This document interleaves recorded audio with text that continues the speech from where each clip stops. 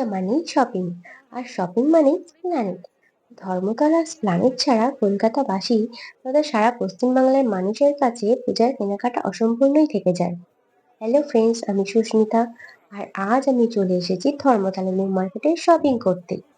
আর হ্যাঁ, অবশ্যই আমার এবছরের প্ল্যানেটের শপিং এক্সপিরিয়েন্স এই ভিডিওতে শেয়ার করব। So please stay with me. আমি আজ সোজা শিয়ালদা থেকে বাসে করে মাত্র 10 টাকা ভাড়ায় এসে নামলাম স্প্ল্যানেড। হ্যাঁ, যে বাস স্টপের নাম স্প্ল্যানেড বলবে, সেখানে নেমে অল্প হেঁটে সামনের দিকে এগিয়ে গিয়ে তারপর বাম দিকে টার্ন করলেই তোমরা দেখতে পাবে সামনে বড় মার্কেট।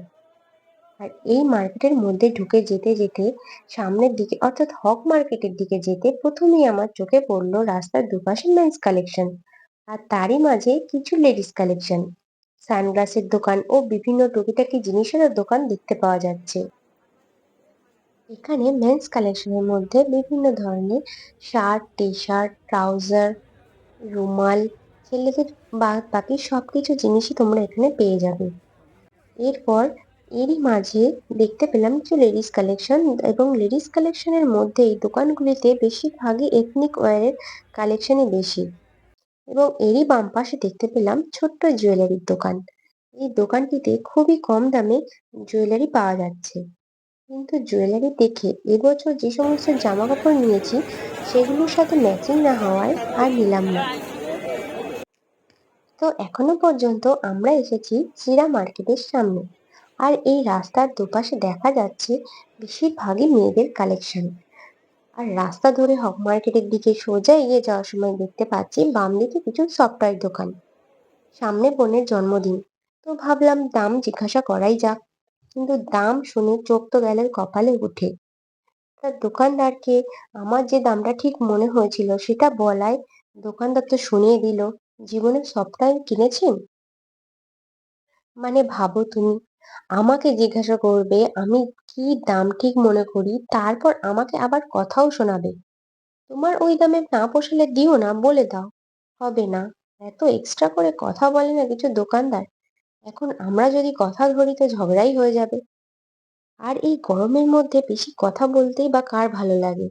তো বেশি কথায় গুরুত্ব না দিয়ে এগিয়ে গেলাম। আর বাম দিকে দেখতে পেলাম স্কার্ফ বিক্রেতাকে। এনা- এনাদের কাছে তোমরা বিভিন্ন দামের স্কার্ফ দেখতে পাবে। 150 টাকা জোড়া, আবার 150 টাকা পিসও। দুটো দামের মতনই কাপড়ের কোয়ালিটিরও কিন্তু হেরফের আছে।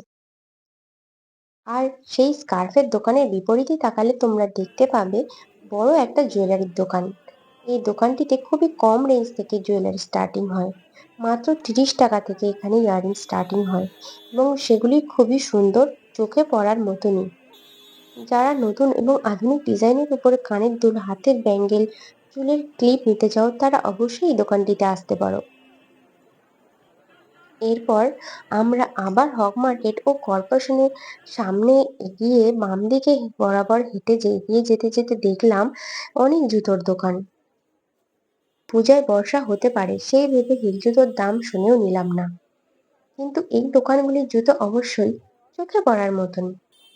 স্লিপার পছন্দ করায় আমি আগাগোড়া থেকেই খুঁতখুঁতে, তো পিছনে বেল্ট দেওয়া স্লিপার পছন্দসই না হওয়ায় আর নিলাম না।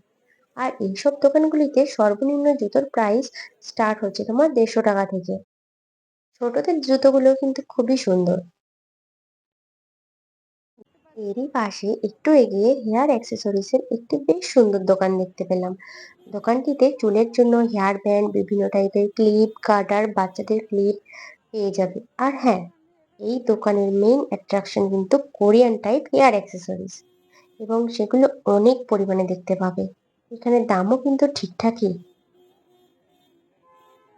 এরপর আমরা রাস্তার বিপরীতে দেখতে পেলাম একটি কিউট টপ ও ড্রেসের দোকান।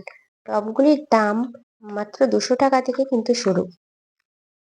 সেটা পেরিয়ে অনেকগুলো ব্যাগের দোকানও দেখতে পেলাম।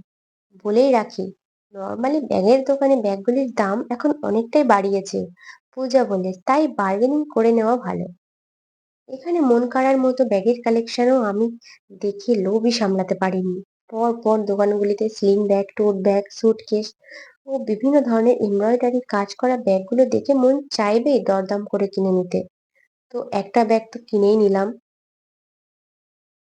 এরপর আবার আসলাম জুয়েলারি শপে, যেটা হক মার্কেটের সামনে পাশাপাশি দুটি জুয়েলারির দোকান। এখানে বেশিরভাগই বড় কানের দুল, মেনলি ঝুমকো দুলগুলি ভালো পাওয়া যায়। এখানে 100 টাকা থেকে জুয়েলারি স্টার্টিং আছে। এবং এরপর আরেকটু এগিয়ে যেতে অনেকটাই জুয়েলারি ও হেয়ার অ্যাক্সেসরিজের দোকান দেখতে পেলাম। পুজো বলে সব দোকানের দাম একটু বেশি করে বলছে, আর দরদাম করেও অনেক জায়গায় দাম কমাতে চাইছে না।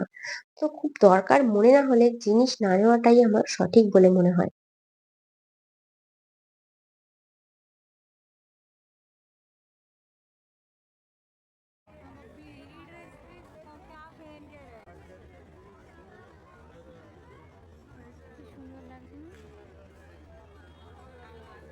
টাকা ফেরত নেই।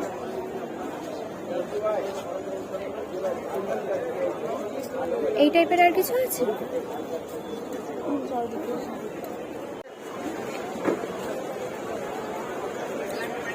এগুলো কেমন দামের আছে? এটা এইটা 150 টাকা। আর এই যে ব্ল্যাকটা?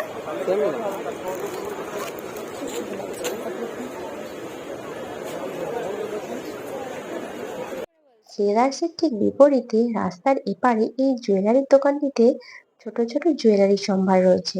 এই দুলটি আমার খুবই পছন্দ হয়েছে, আর এর দাম মাত্র 30 টাকা। এখানে জুয়েলারির দাম কিন্তু 20 টাকা থেকেই স্টার্টিং প্রাইস। তোমরা এখানে একবার এসে দেখতেই পারো।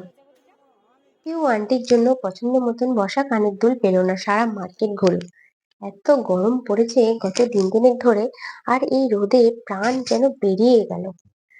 এরপরই দেখলাম স্টেলার্সের সামনে স্কার্ট ও পালাজো টপের দোকানের সম্ভার। এখানে বিভিন্ন দামের স্কার্ট পালাজো আছে। স্টার্টিং প্রাইস এখানে 300 টাকা থেকে। আমারও এখানে একটা লাল সাদার মধ্যে পালাজো খুবই পছন্দ হয়েছিল, যার দাম বলেছে 450 টাকা। তারপর সে আবার পেলাম মেয়েদের ড্রেসের কালেকশনের দোকান। এই দোকানের টপগুলো সত্যি কালারফুল। এখানে বিভিন্ন টাইপের টপের কালেকশন তোমরা পেয়ে যাবে, যেমন crop top, long top, daily wear টাইপও টপ রয়েছে। এই পুজোতে মেইনলি এখন ক্রপ টপ ট্রেন্ডিং এ চলছে। তো নিউ মার্কেটে আসলেই লেডিস কালেকশনের টপ বলতে ক্রপ টপই বেশি চোখে পড়ছে। এই দোকানগুলির পাশেই একটা বড় শোপিসের দোকান আছে। পূজার আগেই সবাই এখন আমরা ঘর গোছাতে সাজাতে ব্যস্ত থাকি।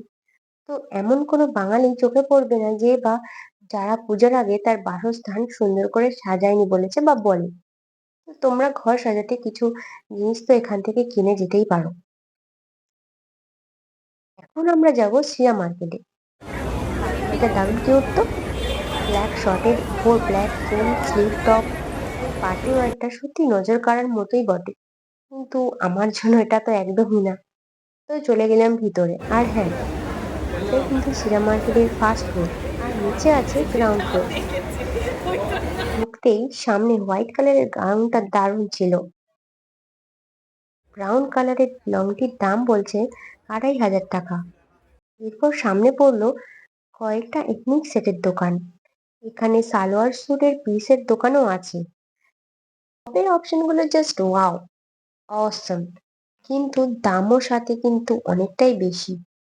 তবে এখানে কাপড়ের কোয়ালিটিও বাইরের পুরো মার্কেটের থেকে অনেকটাই ভালো। প্ল্যানেট আসলে এই জায়গাটা তোমরা একবার অবশ্যই ঘুরে যেও। আর হ্যাঁ, তোমাদের সাথে দেখা হবে আমার পরবর্তী ব্লগে। টাটা।